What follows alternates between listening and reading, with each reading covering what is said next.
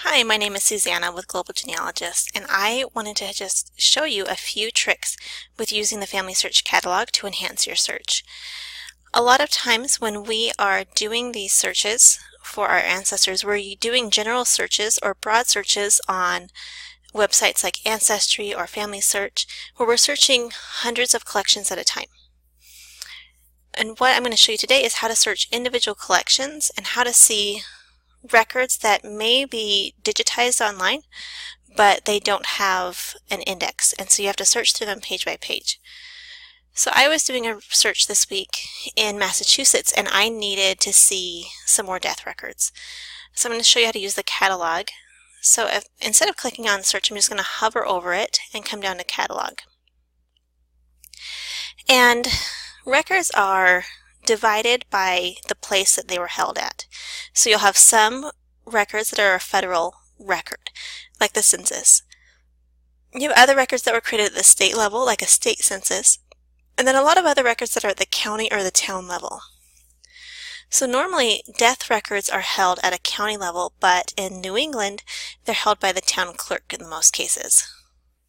So I was looking at Fall River in Massachusetts. So you'll see if I put in Fall River, there's a Fall River County in South Dakota, a Fall River City in Nova Scotia. So it goes in order of the country, the state, the county, the city. So I want to go down here to Massachusetts because that's where I'm searching.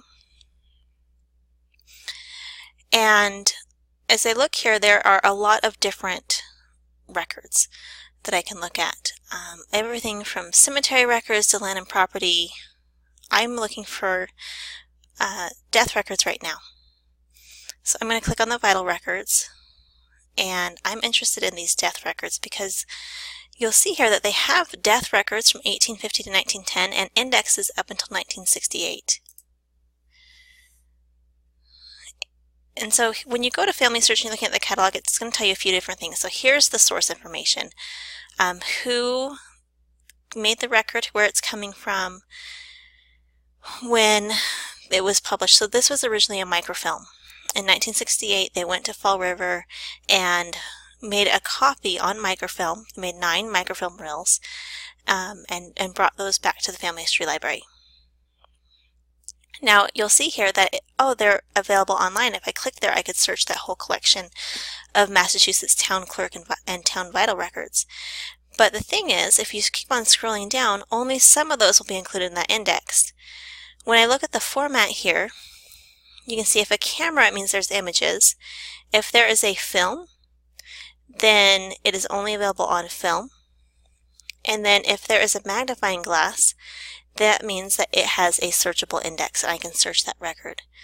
So there's a couple different ways you can do that. If you wanted to search here, open this in a new tab, this is going to search all of the different places in Massachusetts that fall into this collection of, town vital records that they have clumped into this collection from Massachusetts.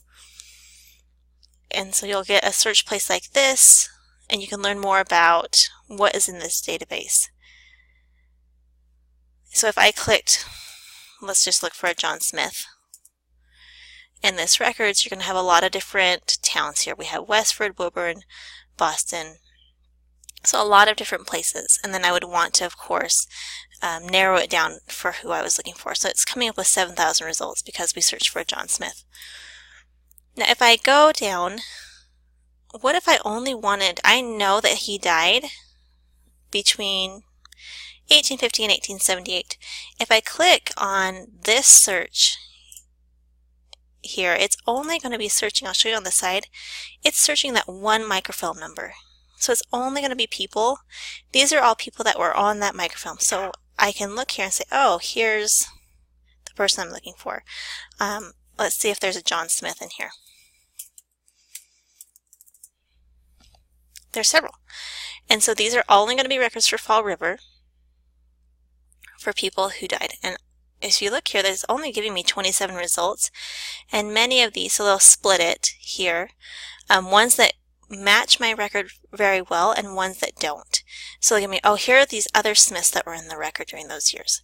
So if you know that date, it's a lot easier to narrow it down instead of having to go through 7,000 results. Or if I even do a broad search, I'm looking at a whole bunch of different records. It's going to pull up census and Social Security Death Index and Find a Grave and all these other big records that my record might be hidden in there, especially if you're looking for maybe a more common name. But what about these other records? This is something that I found interesting here. There are sometimes a little bit glitches on the dates, and so you have to look carefully. So we have an index for volumes 5 through 17, and then an index for volumes 18 through 28 that are available through images, and that's what I needed this week. The dates here are actually wrong because you have to think about, oh, does that make sense? 1903 to 1904 for that many volumes, and then the next index starts in 1925. So no, they just missed the 2 when whoever was typing it up. But this was super helpful. I click on the image, and it is just, if you've ever used a roll of microfilm, it's just like going through a roll of microfilm. And so if I was looking for a specific year, let's start at the top here, it's divided and it will tell me this first section is for 1903, 1904. And I can scroll down and say, oh, I'm looking for someone that's in 1905 though. This next section of this film covers 1905, 1906.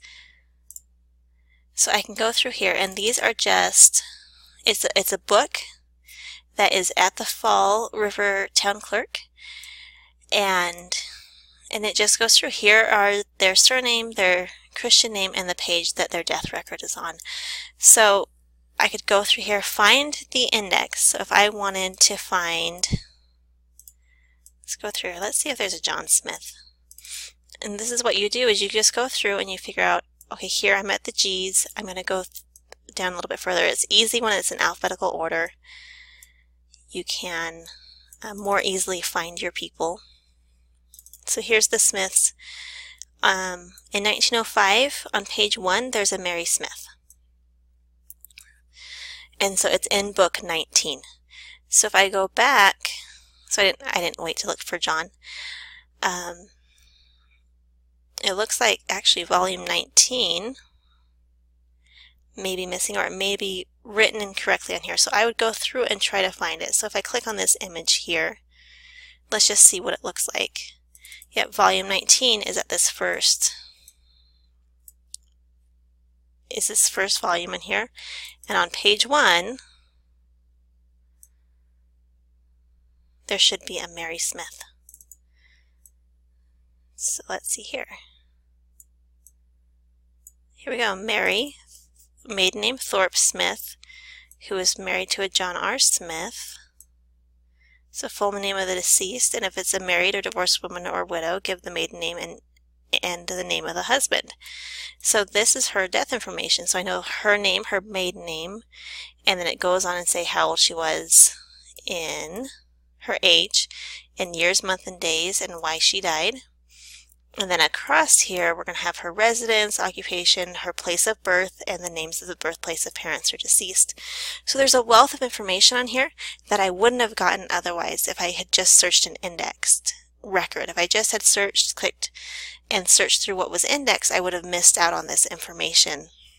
Because I really want to know, if this was the person I was searching for, who her parents were, where she was born.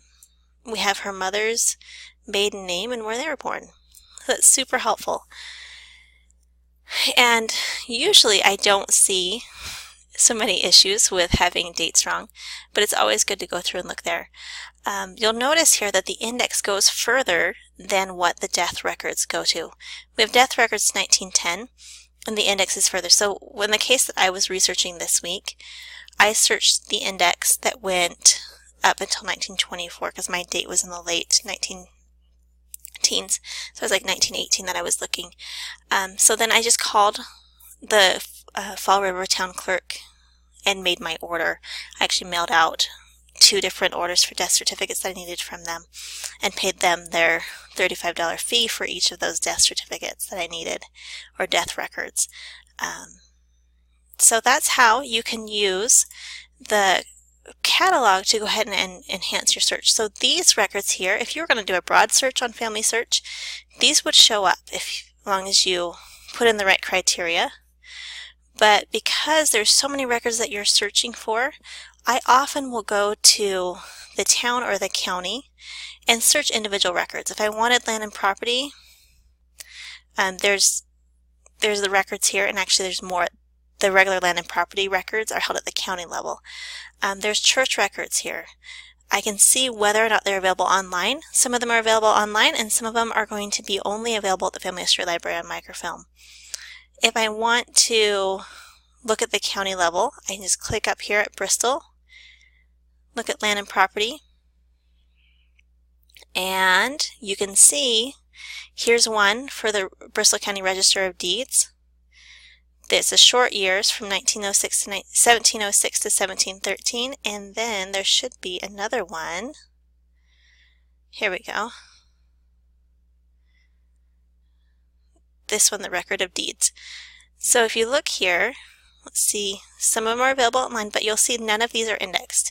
And so these are records that I search by image. Instead of having to go to the library and pull the microfilm, I can look at it image by image from online, and sometimes you'll get a message saying with a key here. So if it has a camera with a key underneath it, you have to be at a family history center to be able to view it. And there's local family history centers all over the world, and whenever you click on one of those, there'll be a link to search for your local one. So let me know if you have any questions, and good luck in your researching.